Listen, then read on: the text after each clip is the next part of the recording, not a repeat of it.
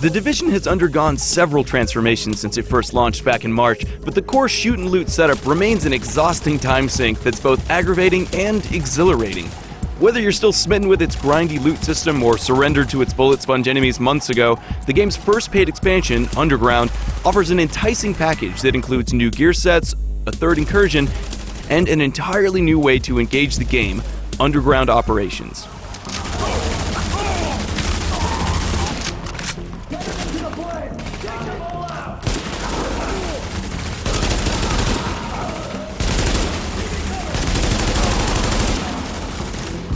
According to this simple yet sound narrative framing, the forces you fought during the campaign have since regrouped in New York's labyrinthine subway system, and it's up to you to flush them out. The resulting missions play like a strictly cooperative PvE version of the more PvP-focused Dark Zone, though Underground's operations function more like a new mode than a new area. Operations take place away from the open-world setting in randomized dungeons, allowing for discrete, repeatable missions with adjustable difficulty and gameplay variables.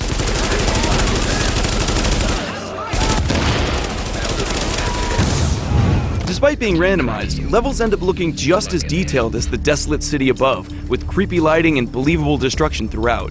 Areas seem to fit together naturally, too.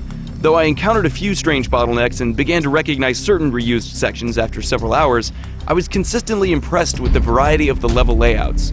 And although Underground's tunnels are populated with the same enemies you fought topside, they've developed some new tricks that noticeably impact the flow of combat, namely alarms, environmental traps, and jammers that disable your special abilities. Jamming device active. For even greater variety, you can apply any combination of Underground's 5 directives to any mission. Each one handicaps your team in some way, from disabling the minimap and directional damage indicators to steadily draining your health as you play. But all of them grant you bonus loot and XP if you're successful. It's a clever way to add an enjoyable, optional challenge and extend Underground's longevity.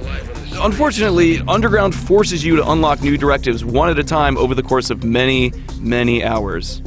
The one upside to those hours of padding, Underground's operations are probably the most reliable source of quality loot in the entire game. Every mission ends with a boss and a loot chest, both of which tend to yield high-end weapons or better, and every time you level up, you're gifted a cache containing a random item. Anyone who spent days grinding through dailies in order to earn a high-end gun knows exactly how exciting this is, especially since Underground also adds 4 new armor sets. For the uninitiated, equipping 2 or more items from the same set unlocks special stat bonuses. In this case, those bonuses boost particular playstyles, subtly but smartly encouraging you to carve out a specific role. Each set offers something unique that's worth working towards, which, combined with the addition of weapons and items with a 240 gear score, makes the Division's loot metagame alluring again. The one annoying drawback to Underground's generous reward system: desirable vendor items still require Phoenix credits. Even though I had a stash full of high-end weapons, I didn't have enough Phoenix credits to buy items or blueprints since there was still no way to sell gear for anything besides basic currency. If all this talk of gear scores and Phoenix credits has you confused, don't worry. Underground actually provides a reasonable re-entry point for lapsed players. You'll be miserable for the first couple hours as you try to figure out how the game's changed. But if you overcome this opening hurdle, Underground's gear rewards will catch you up quickly. Solo players be warned though, every Underground mission is a no respawn zone. If you die even once, you're booted back to base. Honestly, it's not worth playing alone. Like, at all. Beyond its random dungeons and added gear sets, Underground's other major addition is the Division's 3rd incursion, Dragon's Nest, which, despite some fiery BS, is the strongest of the 3.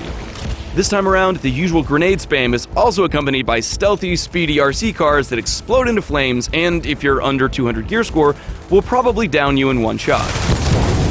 Warning. An agent on your team requires aid immediately. You'll also have to deal with 4 simultaneous bosses who emerge from all 4 corners of a rooftop arena, all while snipers and shotgunners consistently force you out of cover.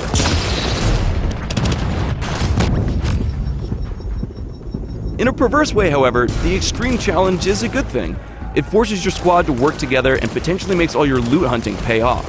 Plus, the final room, which requires you to flip switches while avoiding entire sections of the floor as they burst into flames, is more thoughtful, creative, and distinctive than anything we've seen from an incursion before. It might be a pain, but Dragon's Nest is definitely a step in the right direction.